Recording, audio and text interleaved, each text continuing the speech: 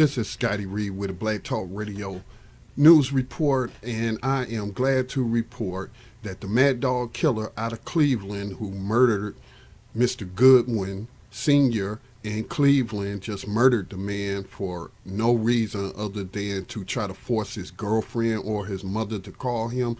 That was just really quite disgusting. And what was more disgusting was how many of you shared that video over 1.6 million times. I mean, why would you want to watch something like that?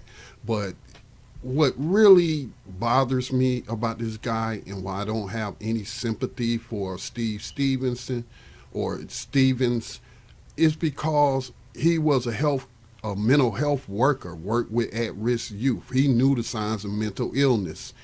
From transcripts, I read that he told his mother that he felt suicidal and homicidal. So he knows there's an 800 number that you can call to get some help. He was a mental health professional. So that just makes it just, him just, that much, a villain. I'm trying not to engage in name calling, but this is a really disgusting story. This is a really disgusting individual who has apparently taken his own life instead of going to death row like he talked about, how he, gonna kill all these people and he'll just be sitting on death row. But as soon as the police get behind him and pulls him over, what does he do? He kills himself. So this was a coward all the way around. There are a number of other issues I have with this story or connected to this story. Issues connected to this story is the feminists who were trying to use this story to promote the mistreatment of black women in the black community, which I'm not against doing that. I'm not against promoting domestic violence awareness and the mistreatment of black women. Okay, not trying to stop any of that, but this story had nothing to do with a woman. And the woman who he said, and I'm not blaming her, but the woman he said that he expected to marry and she wouldn't marry him, but she said that he was a very nice person. Obviously, he was gainfully employed, he was educated, and he treated her children nice. And so I'm assuming that he was taking care of some other guy's children. So, but I'm not, she had nothing but nice things to say about him. I'm not going to say anything bad about her. I don't know the extent of their relationship and what went wrong or what he felt might have went wrong. But he did not go out and target women. He did not go out there and shoot or hunt down a woman and just start shooting black women until his girlfriend or his mother called him. So I don't know why feminists want to take it there. It kind of feeds into that black male bashing that has become fashionable. But this Mad Dog Killer targeted a grandfather, actually a great-grandfather. He had great-grandkids, a retired individual. I'm talking about, of course, Mr. Robert Goodwin Sr. So, but, it's just a relief to report that this individual has been stopped. I would have rather he went through the court system and sat in prison and faced everything that was going to come his way, but he took the coward way out. Now, let me tell you about another sick and disgusting individual who politicized the murder of Mr. Robert Goodwin, and that is David Clarke.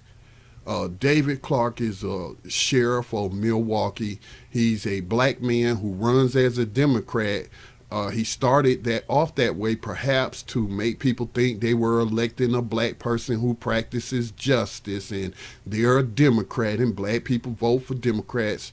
No, this guy is what they call a dino Democrat in name only, as he gave speeches at the Republican convention, and he's been begging the Trump administration for a position, but I'm glad that he hasn't gotten one, especially the one he was seeking, like Homeland Security, because he is surely a deranged, sick individual himself.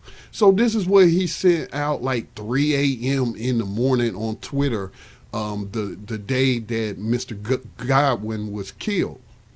Where is the Black Lives Matter, no justice, no peace, organized riot?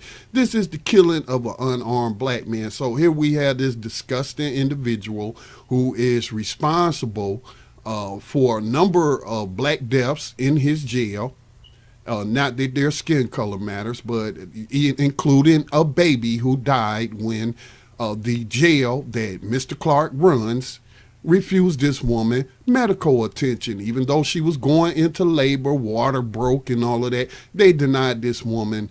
She gave birth in that cell, and that baby died as a result of David Clarke and his deputies withholding care. This is the man who also in his jail where one of the prisoners, one of those waiting trial, innocent till proven guilty, that's why they in the jail, where he withheld water, or they withheld water to this man for days, that other prisoners were even begging them to give that man some water.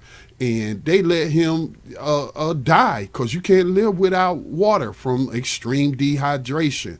I'm not sure the technical terms. And then there are a couple of other deaths. And then when the medical examiner released information to the public, as they should upon public request, Freedom of Information Act, and it showed that these were homicides. That's how the medical examiner, this sick individual, David A. Clarke, who needs a mental health evaluation as soon as possible, he started threatening the medical examiner. All of this is on record. And so he wants to use this tragedy to say, well, where's the riot? Now, he knows it has nothing to do with law enforcement. It's a big difference when you have a civilian who's just going around playing Grand Theft Auto for real and murdering people, and the issue of law enforcement officers doing the same thing. See, it shouldn't even, but in his mind, they should be free to do all of that. I mean, this man is so tainted, but again, this shows how disgusting he is. I heard that now, since the people of Milwaukee County have gotten to know him, he only has something like a 30%, maybe 39% approval rating. Now they know, don't, fall for the D behind his name or his skin color, that this is a disgusting individual who is a slave catcher. And I just really don't have any nice things to say about him. And I tweeted him. I follow him on Twitter, and he is a very juvenile individual for his age. So just very, very disgusting. But it is good news that this threat, the granddaddy killer, Steve Stevens, is no longer a threat to the community, taking his own life after being pulled over in Erie, Pennsylvania by police there. This has been Scotty Reed with some Black Talk Radio commentary. Leave your comments below. Perhaps they'll make a future video, as we do want to exchange with our listeners and our viewers. Remember to support independent black public media. Make a donation today to blacktalkmediaproject.org.